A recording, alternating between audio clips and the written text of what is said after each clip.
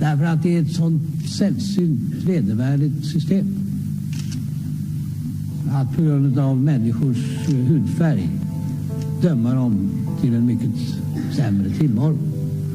Och det är en skam för världen så länge detta består. Ja, det är mord på Sveavägen. Det var en slakt.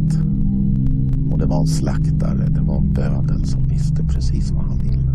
Han blev inte skjuten som statsminister. Han blev skjuten som privatperson.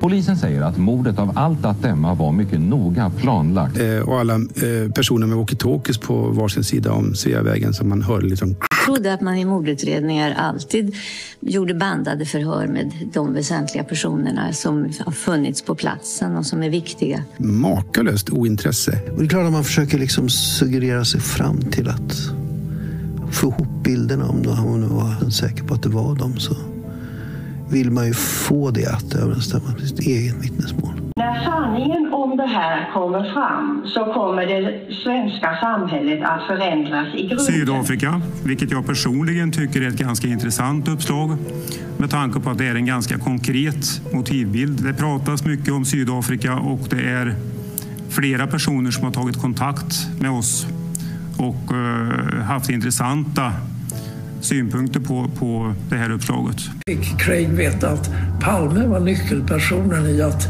ena sydafrikanska anti-apartheidrörelsen. Det var min tanke och det har jag trott allt sedan dess.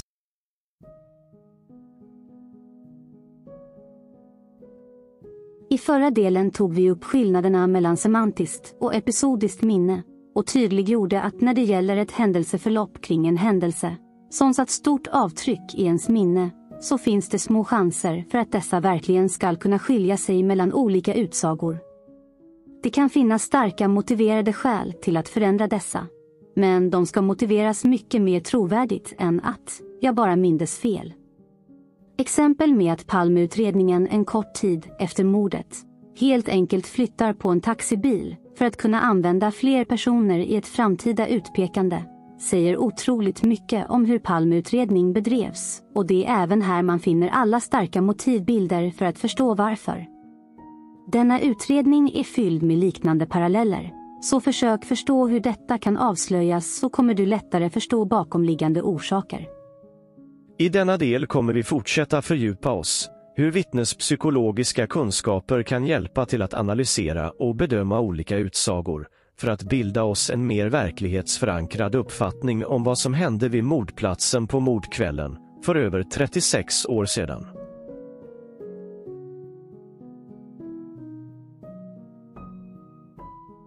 Även om vi anser oss ha ett bra minne, så är det viktigt att förstå att detta inte räcker för att kunna lagra information.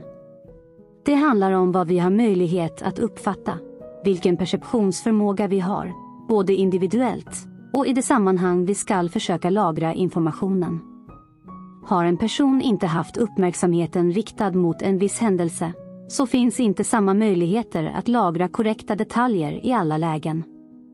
I dessa lägen blir det naturligt för vår hjärna att försöka fylla i med detaljer och antagande, som i vissa fall baseras på subjektiva bedömningar och individuella erfarenheter. Dessa omständigheter påverkar såklart vår egen minnesbild. Förändringarna gör människan i princip automatiskt för att själv kunna förstå en händelse och sedan kunna återge denna för andra utan att den blir fragmenterad och osammanhängande. Sådana historier vill vi själva inte berätta och troligen ingen annan lyssna på. Det är helt naturligt. Har en person gjort något annat samtidigt som en händelse, kan även detta påverka möjligheterna att lagra information i minnet. Detta är såklart individuellt och i viss form baserat på kön, som många säkert redan vet. Ett mycket bra exempel på perception och riktad uppmärksamhet som är mycket avgörande för händelseförloppet på mordkvällen är vittnet Inge Morelius. Vittne Inge Morelius är mycket trovärdig av just de skälen att han väntar i sin bil och inte gör något annat. Han har uppsikt över hela mordplatsen och området omkring. Han fäster också uppmärksamheten på en avvikande man vid dekorimavfasningen som han tror kommer att ta någons väska. Bara den detaljen, att han förstår att något är på gång innan någonting händer, stärker alltså uppfattningen att vittne Inge Morelius har haft fokus på denna avvikande person av någon anledning. Att han nämner detta för andra stärker även uppgiften. Det går alltså inte att efterkonstruera denna uppgift om man innan något har hänt uttrycker att något ska hända om man inte haft fokus på personen. Det är alltså i detaljerna av hur vittnet Inge beskriver vad han tänkte och gjorde som gör uppgiften mer trovärdig.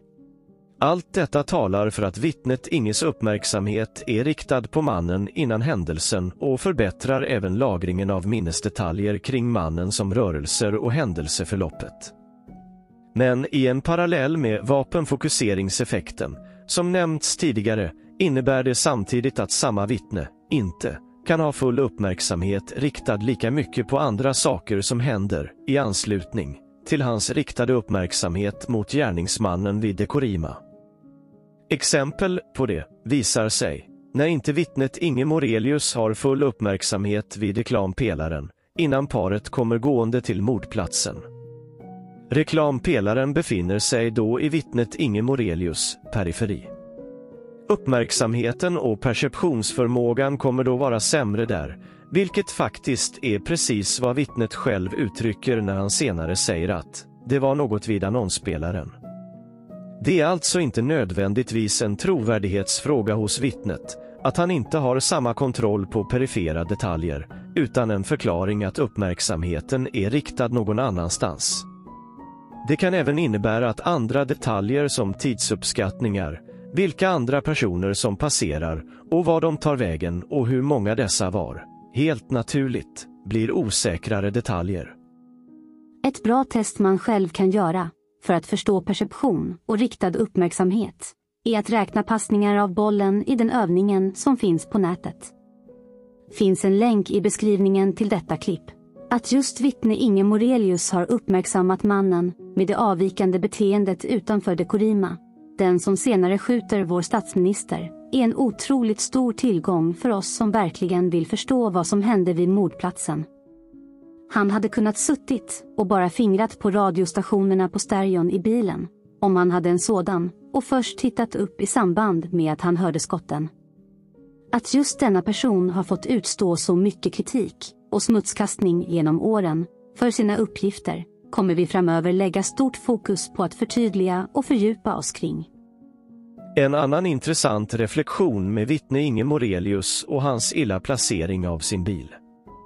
Om det är så att vittne Inge genom hur han stod med bilen faktiskt orsakade rödljuset norr- och södergående på Sveavägen, som han själv uppger, så är vittne Inge en ännu större hjälte.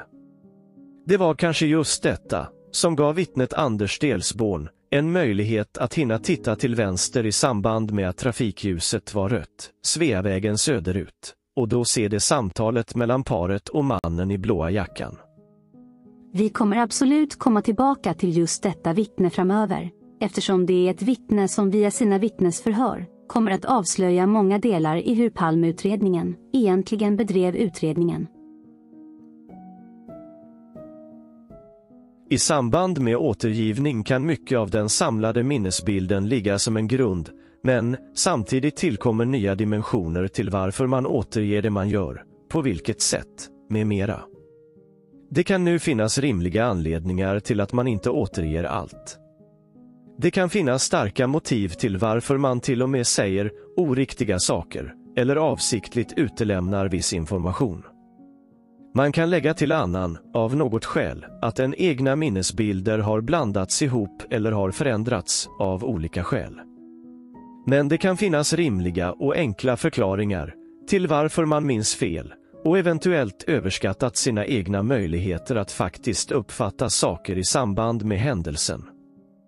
Det kan till och med vara så att den som avger en detalj är helt övertygad om att den är riktig, fast den inte är det. Men det kan också finnas sammanblandningar av andra minnesbilder som påverkar det man lyfter fram, något som kan ha en förklaring i tiden mellan en händelse och utsagan. Det kan vara så att i samband med att man lämnar sin information blir påverkad av den som genomför förhöret på sättet frågorna ställs, och inte bara under det förhöret, utan det förändrar vittnets minnesbild, även i efterkommande utsagor. Detta kan leda till att en förändrad bild blir ett verkligt minne för personen, och när senare utsagor ges, blir dessa mycket övertygande och verkliga för vittnet. Det kan alltså finnas många delar att beakta, och det kan verka svårt. Hur vet man vad någon verkligen har sett, vad någon tror sig ha sett, vad som är en detalj från en annan händelse, en annan tidpunkt, vad som är en fantasi eller en verklighet, något man blivit övertygad om av någon annan, något man inte vill uppge, eller faktiskt ljuger om, och eventuella starka motiv till detta. Ett bra exempel från utredningen kommer från vittnet Anna Hage, som i sin bok beskriver hur både hon och vännen blev uppmanade att inte uppge så mycket information då gärningsmannen, som kom undan, skulle ha möjlighet att söka upp vittnen i efterhand och utsätta dessa för något. Det är ett mycket starkt och helt rimligt motiv för att förhålla sig till den informationen man lämnar. Anna Hage har efter 30 år beskrivit att hon både såg hur gärningsmannen såg ut och hur personerna var vända mot varandra innan skotten. Alla dessa detaljer lämnar vittnet Anna senare, trots den officiella versionen att Lisbeth aldrig pratade med någon före skotten, ger såklart både trovärdighet åt Annas egna vittnesmål och samtidigt stärker vittnet Anders Delsborns uppgifter om samtalet vid reklampelaren före mordet. Poängen är att det kan finnas starka motiverade skäl till att inte uppge information om något man sett, och det är såklart ingenting man uppger i ett vittnesförhör. Det innebär även att icke-uppgifter, som att ett annat vittne som passerat Dekorima innan händelsen, inte nämner den väntande mannen vid Dekorima i sitt förhör, då antas vara en motsägelse, är ett absolut feltänk i samband med analyser av utsagor. Tyvärr används just detta argument flitigt bland de som inte vill att sanningen om mordet ska komma fram. Går det att reda ut allt detta, baserat på dagens kunskap och metoder? Visst går det. Så för att ge en liten inblick i detta, så beskrivs här lite grunder kring omständigheter som kan påverka vittnesuppgifterna och informationen i utsagorna. Det finns många olika omständigheter i vittnesutsagorna som bör vägas in och kan delas in i olika kategorier. Exempelvis delar som handlar om själva händelsen, som hur ofta en händelse skett, hur lång tid som förflutit sedan händelsen, under hur lång tid som händelsen utspelade sig, typ av händelse, om vapen var inblandat. Exempel på delar som kan vara relevanta för själva vittnet kan vara vittnets trötthet, fysiska upphetsning vid händelsen, olika personlighetsdrag som kronisk ångest, neuroticism, extraversion, reflektion, impulsivitet, behov av bekräftelse eller stöd om personen är en morgon- eller kvällstyp. Självövervakning, sinnesstämning, alkoholpåverkan, ålder, ras, kön, scheman eller stereotyper, fysisk attraktivitet, själv varit offer för brott tidigare, vittnets självförtroende, om vittnet är en polis, med mera. Allt detta vet vi såklart inte om vittnena, men dessa omständigheter har i studier visat sig påverka utsagor. Den stora poängen är att man måste försöka bilda sig en uppfattning om personen bakom utsagan. Detta gör man normalt genom att läsa och förstå flera utsagor i kombination med andra uppgifter som ålder, yrke, med mera. Omständigheter som kan vara relevanta för en gärningsman kan vara kön, kroppsstorlek, längd, etnicitet, gång och andra unika kännetecken. Men kanske framför allt, när det gäller just det här specifika brottsfallet, omständigheter som har med själva vittnesmålen att göra. Som kan vara tiden för återgivandet efter händelsen, typen av återgivning, om vittnet anstränger sig för att minnas, ledande frågor från förhörsledaren, om minnesstödjande teknik används, om det är en kognitiv intervju under vittnesförhöret. Poängen här är att det finns mycket annat som påverkar det som vittnen delger. I just detta fall, när Palmeutredningen uppenbart försökt styra utredningen redan under mordnatten, blir dessa omständigheter extra viktiga att ta i beaktande. Alla dessa delar är exempel på hur olika nivåer av värderingar kan göras för att förstå ett vittne i en situation och många omkringliggande faktorer som kan påverka ett vittnesmål. Självklart framgår inte allt detta ur vittnesmålen i just detta fall, men att ha dessa variabler i bakhuvudet underlättar att bilda sig en uppfattning om vittnet för att kunna göra en bättre och en mer noggrann bedömning av informationen i utsagorna. Det finns vid flera förhör och andra källor en mycket stor möjlighet att bilda sig en uppfattning om detta i just detta fall för respektive vittne. Som ett exempel från utredning kan vi även lyfta fram vittne Inge Morelius igen. Därifrån Inge sitter i sin bil och ser händelseförloppet är det ett starkt motljus från Dekorimas belysning. Det innebär att vittnet Inge ser mycket av personerna som silhuetter. Baserat på den omständigheten behöver man inkludera det i att bedöma en uppgift. Som exempelvis vilken hand en gärningsman lyft mot offret, speciellt om det finns ett annat vittne som har en motstridig uppgift och som är närmare händelsen och i en bättre, belyst position. Att vittne Inge har ljusbegränsningar påverkar såklart inte vittne Inges andra uppgifter, som att mannen vid Dekorima har stått där en bra stund innan skotten. Poängen är att man får värdera varje detalj utefter de omständigheter som rådde vid tillfället för lagringen av minnesbilder av ett händelseförlopp. En annan märklig sak som debatterats i olika forum handlar om att vittne Inge Morelius inte uppger i sitt första förhör att gärningsmannen vid Dekorima var väntande. Detta argument är mycket provocerande eftersom i samband med att detta korta initiala vittnesförhör hölls har varken vittnet Inge eller den polisen som höll förhöret någon som helst uppfattning om hur avgörande just denna information faktiskt var. Det är vi andra som först senare förstår hur viktigt det är för om gärningsmannen följde paret från bion eller redan stod och väntade vid Dekorima för att han visste att paret skulle passera där.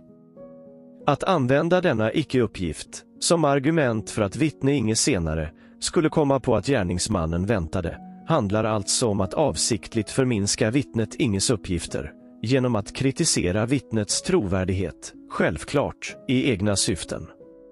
Samma personer som framför detta argument har givetvis en ensam gärningsman som följer paret från biografen och mördade Olof som en säker åsikt. Skillnaden hade varit om vittne Inge berättat om tiden innan händelseförloppet vid mordplatsen och då utelämnat informationen om hur länge Dekorima-mannen väntat eller om polisen har frågat efter det. När vittne Inge väl får chansen att berätta om omständigheterna före och efter mordet finns denna detalj med en väntande gärningsman med varje gång. Även i rättegången. Poängen med detta exempel är alltså att även förstå omständigheter och förutsättningarna i samband med att vittnesförhöret nedtecknades för att bedöma informationen eller som i många fall, vilken information som inte finns med. Det finns även en intressant sak till ur ett vittnespsykologiskt perspektiv när det gäller just vittne Inge Morelius. En detalj som innebär att man måste utgå ifrån vittnets position. Det är nämligen när Inge berättar för åklagaren under rättegången och säger att gärningsmannen inte stod direkt vid avfasningen och väntade utan uttrycker det som någonstans mellan ingången till Dekorima och avfasningen på fönstret. Här blir man såklart nyfiken på vad i övrigt trovärdiga vittnet Inge Morelius egentligen menar. Han som faktiskt har haft ett stort fokus på just gärningsmannen, borde han verkligen ha missat vart gärningsmannen stod och väntade på sitt offer? Vid Dekorimas skyltfönster, han står inte direkt vid avfasningen utan han står, ska vi säga, ja, det är svårt att uppskatta i meter, men säg ett par 3 meter ner, någonstans mellan ingången till Dekorima och avfasningen på fönstret. Förklaringen blir både rimlig och tydlig när man faktiskt ser bilder från mordkvällen och även det klipp som beskriver vittne Inges egna berättelse från mordkvällen. Från platsen där vittnet Inge sitter i sin bil så ser faktiskt inte husbyggnaden ut att ha en avfasning. Därför är det rimligt att avfasningen av fönstret, som är vittnet Inges eget uttryck, egentligen är själva slutet på fastigheten, och där avfasningen av fönstret blir fönstret mot Tunnelgatan. Då blir det helt naturligt att gärningsmannen stod gömd i början på avfasningen och väntade på paret. Det är då det stämmer så bra med vittnet Anders Björkman, som uppfattade att sällskapet verkade känna varandra och att den mannen hade en blå täckjacka. Att vittnet Anders senare förstår att det kan varit en annan man som väntade runt hörnet vid avfasningen och därifrån klev fram och sköt mot paret blir tydligt i hans egna förhör den 25 mars 87. Anders iakttagelse av mannen skedde under bara några sekunder. Björkman kan inte uttala sig om mannen som avvek in på Tunnelgatan hade kommit i sällskap med de 2 andra Sveavägen söderut, eller om denne man anslöt liksom bakom ryggen, efter att kanske ha stått och väntat bakom hörnet på Tunnelgatan.